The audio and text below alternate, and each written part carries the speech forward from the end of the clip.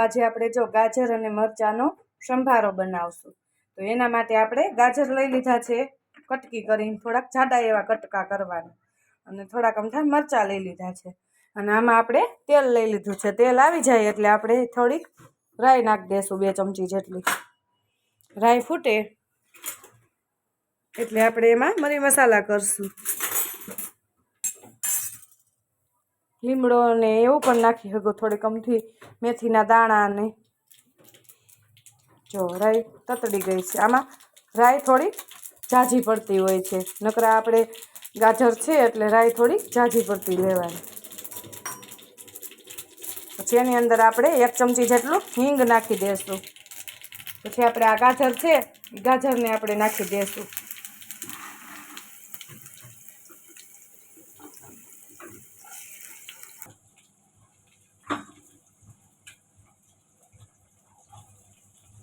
આવી રીતે આપણે ગાજરને નાખી દઈશું।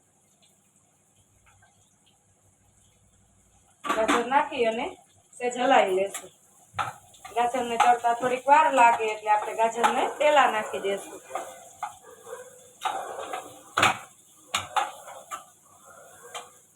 હવે આપણે થોડોક અમથો ગેસ ફૂલ કરી અને ગાજરને આપણે થોડીક વાર ચડવા દઈશું। ધીમા ગેસે આપણે ચડવા દઈશું, થોડોક ધીમો ને થોડોક ફૂલ એવો મીડિયમ ગેસ રાખી અને આપણે ગાજરને ચડવા દઈશું। જો ગેસ આવા કચરા ચડી જાય એટલે આપણે એની અંદર મરચાં અને આપણે આ કાચું ટમેટું છે દેશી કાચું એને પાકું નહીં એ નાખી દેશું એટલે સરસ ખટમીઠો થાય સંભારો આપણો। મરચાં અને ટમેટા નાખી દઈશું। પછી તે જલાવી અને આપણે સ્વાદ અનુસાર મીઠું નાખી દઈશું।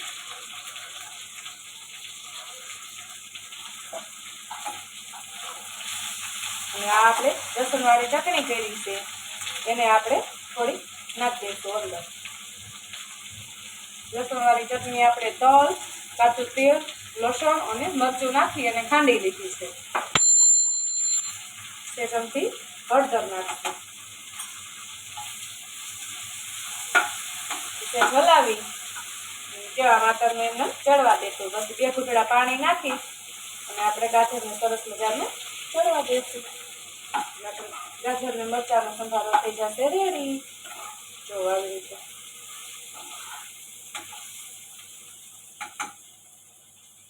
આપણી ચટણી ને હળદર ને એ બધું પણ સરસ મજાનો મસાલો પણ ચડી ગયો છે। હવે આપણે 1 ઘૂંટડા જેટલું પાણી નાખશું અંદર।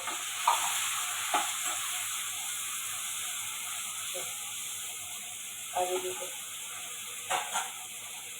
હવે આવડો આ પાણી બળે ત્યાં સુધી આપણે ગાજર મરચાંને ચડવા દઈશું ધીમા ગેસે। ધીમો એને ફૂલ લઈને એવા ગેસે આપણે ગાજર અને મરચાંને ચડવા દઈશું એટલે આપણો ગાજર મરચાંનો સંભારો, પાકેલો સંભારો તૈયાર થઈ જશે।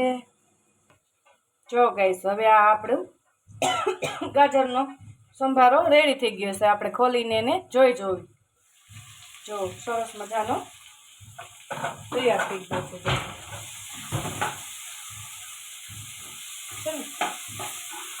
ચડી ગયો છે। જો આપણે આને એક ભાંગી જઈશું। જો ગાજર સરસ મજાનું ભાંગી જાય છે એટલે આપણો ગાજરનો સંભારો તૈયાર છે। ગાજર મરચાંનો સંભારો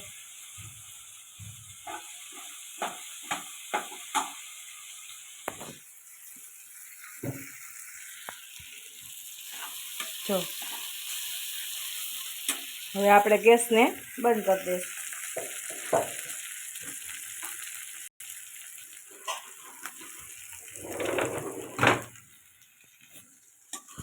જો આપણો હવે ગાજરનો સંભારો તૈયાર છે।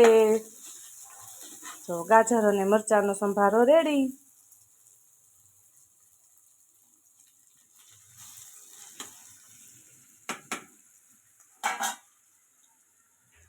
રેડી છે ગાજર અને મરચાંનો સંભારો।